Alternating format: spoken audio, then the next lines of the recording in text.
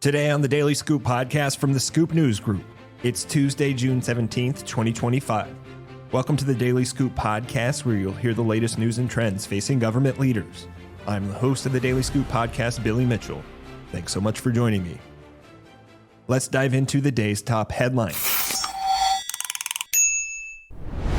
The Department of the Interior is evaluating the use of artificial intelligence as a potential tool to alleviate the backlog of probate cases it manages in tribal communities, per comments from Secretary Doug Burgum and an agency spokesperson.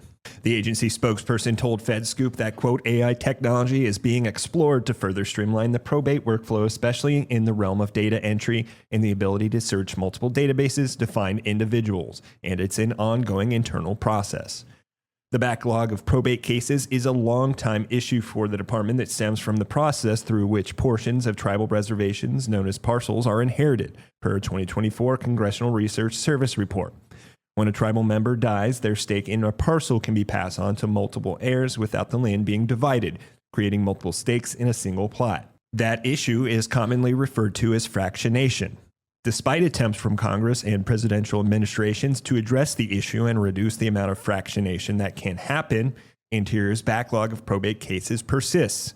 At a recent budget hearing before a panel of House appropriators, Burgum said that there are currently 48,000 unresolved probate cases on tribal lands, which is impacting the amount of housing available. Officials said that AI could be used to, quote, track and monitor complete probate packages and identify various types of estate distributions, read birth and death certificates to assist with data entry, scan historical data for accuracy, determine if a document has been altered, and scan documents to make sure that a probate package is complete before it's filled with Interior's Office of Hearings and Appeals. In other news, Michael Boyce, the inaugural leader of the Department of Homeland Security's AI Corps, has left the position and joined U.S. Digital Response, a nonprofit that works with government agencies on technical projects on a pro bono basis. Boyce, who stepped down from DHS in April, said in an interview with FedScoop that he'll be an AI lead and generative AI technologist in residence at USDR, focused on helping state and local governments deploy AI, drawing on lessons learned from his time at DHS.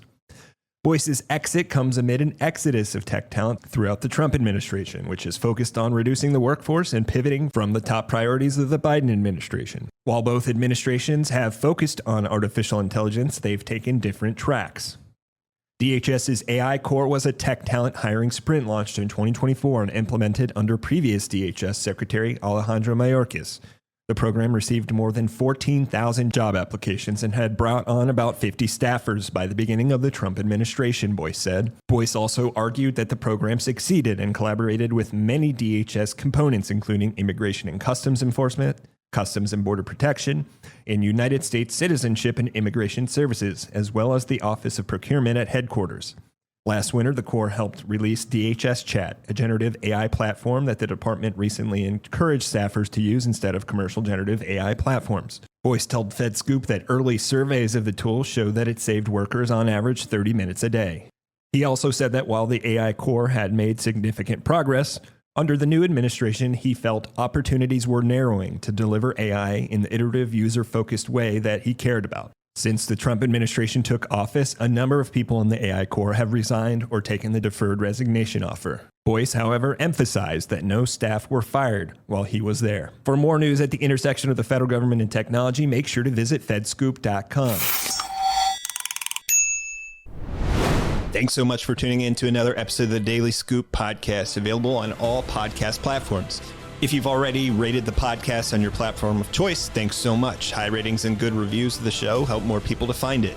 The Daily Scoop podcast is a production of the Scoop News Group in Washington, D.C. Adam Butler and Carlin Fisher help put the show together, and the entire Scoop News Group team contributes. We'll be back tomorrow with more top headlines. Until then, I'm your host, as always, Billy Mitchell. Thanks so much for listening.